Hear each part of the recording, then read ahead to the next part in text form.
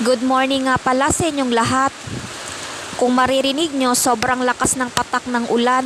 Kasi nga ilang araw nang umuulan, hindi talaga tumitila. Ewan ko ba, sobrang pangit talaga ng weather ngayon. Alam ko lahat tayo giniginaw talaga ngayon. Kaya ayan si Miley, nilagyan ko siya ng kumot.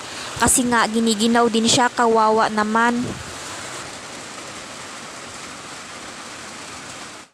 Nung pagtingin ko nga kay Miley ay wala na siya dito, kumot na lang ang meron. Kasi nga, pumalit po siya ng pwesto. Andito na naman siya sa kabila nakapwesto. Tingnan nyo naman no, ginaw na ginaw siya. Kaya nilagay ko na naman ulit yung kumot.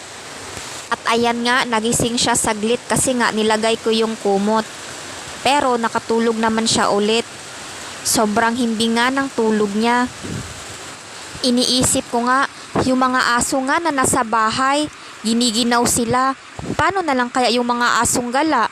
Yung mga asong walang natitirhan ngayon, yung mga asong walang nag-aalaga, siguro giniginaw din sila ngayon, sobrang kawawa naman.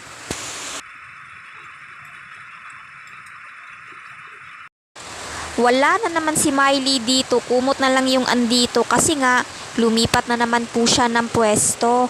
Andito na siya nakapwesto sa may una namin.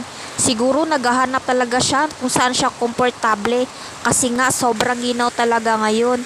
Kaya yung ginawa ko, kinuha ko na naman yung kumot at nilagay ko sa kanya para hindi siya ginawin.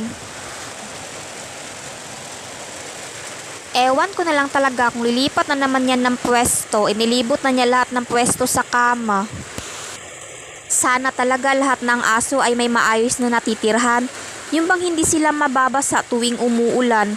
Yung ibang aso kasi naabandona na, kawawa naman. Kahit aso sila, may mga pakiramdam din sila, nasasaktan din sila.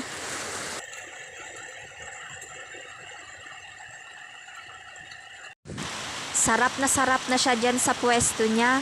Kasi nga yung ulo niya nilagay na niya sa unan. Siguro komportable na siya dyan.